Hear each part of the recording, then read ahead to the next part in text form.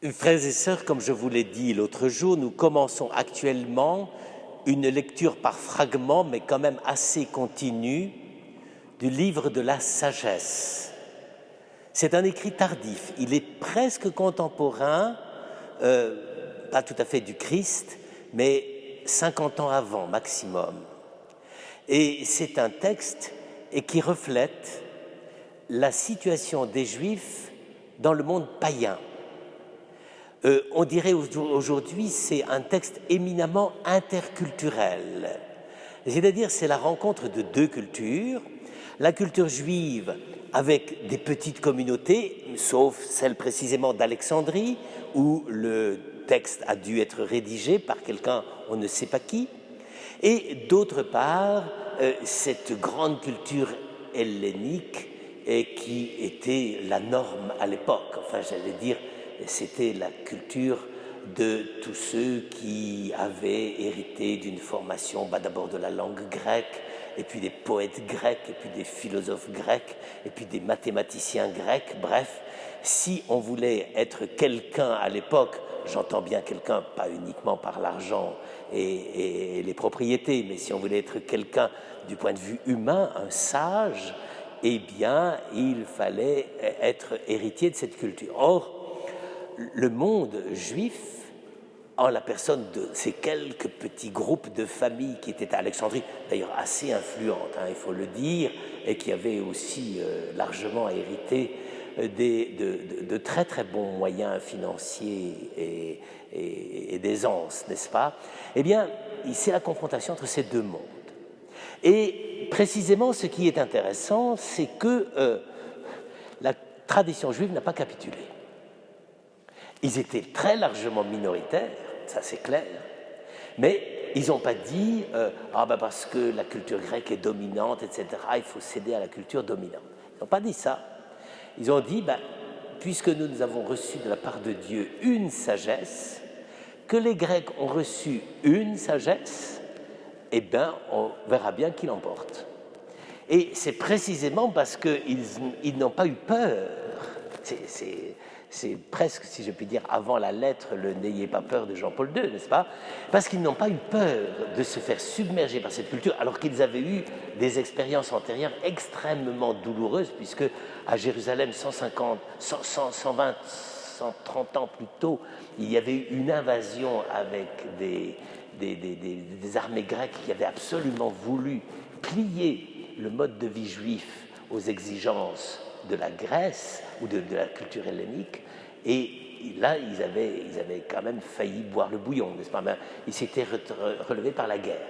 Mais ici, là, c'est une rencontre pacifique. C'est-à-dire, c'est très intéressant parce que c'est exactement la situation d'aujourd'hui.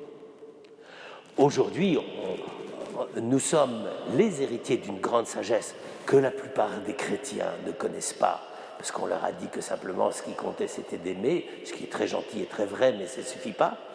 Et donc, ces braves catholiques protestants d'aujourd'hui ont quelques slogans pour résister à la culture ambiante, mais en réalité, c'est quand même bien la même situation. Nous avons l'impression d'être comme submergés par tout un programme de vie économique, sociale, culturelle, intellectuelle, scientifique, etc., qui nous écrase et qui nous coupe le souffle.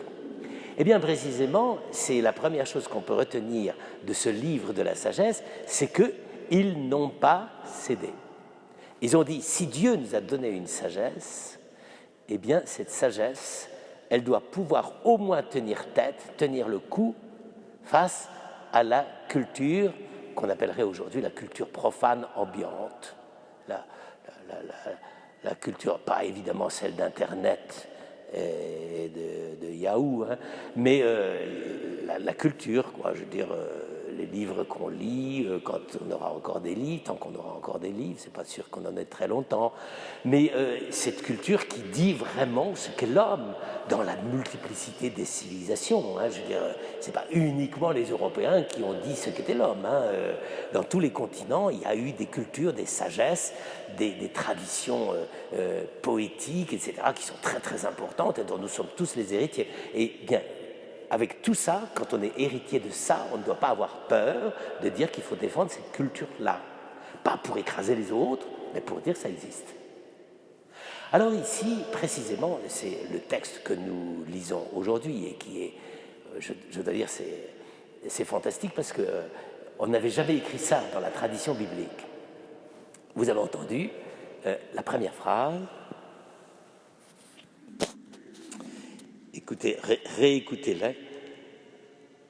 Ne recherchez pas les égarements et n'attirez pas sur vous la ruine par des œuvres de mort, car Dieu n'a pas fait la mort, il ne prend pas plaisir à la perte des vivants. Vous allez me dire, c'est quand même la moindre des choses. Eh bien là, c'est dit pour la première fois. Dieu n'a pas fait la mort. C'est-à-dire que, contrairement à des tas de sermons qu'on a entendus au siècle dernier qui disaient mon frère, il faut mourir et qu'on est bien obligé de s'y soumettre et que, j'allais dire, finalement, la vie était l'apprentissage de la mort, eh bien, là, c'est écrit noir sur blanc. Des Juifs qui rencontrent la culture grecque disent Dieu n'a pas fait la mort. Et pourquoi? Eh bien, simplement parce que Dieu ne veut pas la perte des vivants. Vous voyez, ça nous paraît banal, mais c'est exactement la vraie théologie de la création. Car si Dieu crée, c'est quand même pas pour nous faire mourir.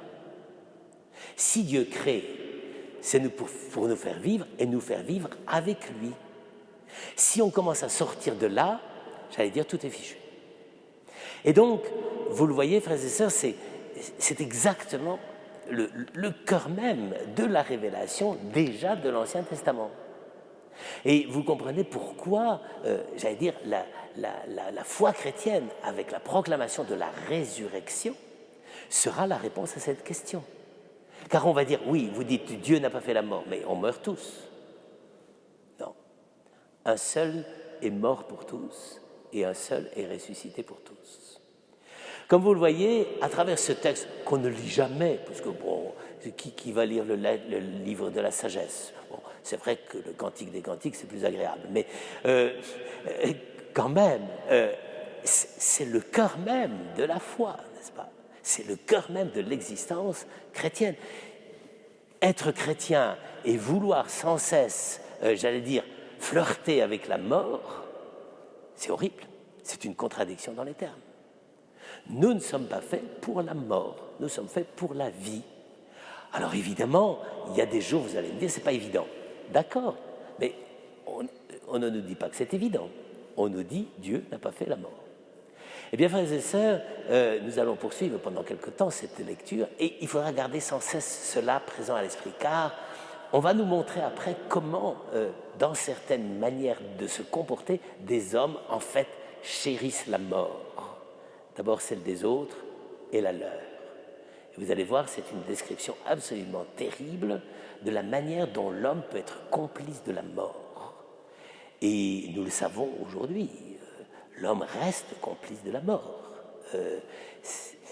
Certes, on a la médecine pour essayer de lutter contre, mais sur le fond du problème, quelles sont les complicités que nous avons avec la mort? Il y en a. Eh bien, Dieu n'a pas fait la mort. Et apprendre à être chrétien, c'est d'abord reconnaître cela. Après, j'allais dire, tout le reste suivra.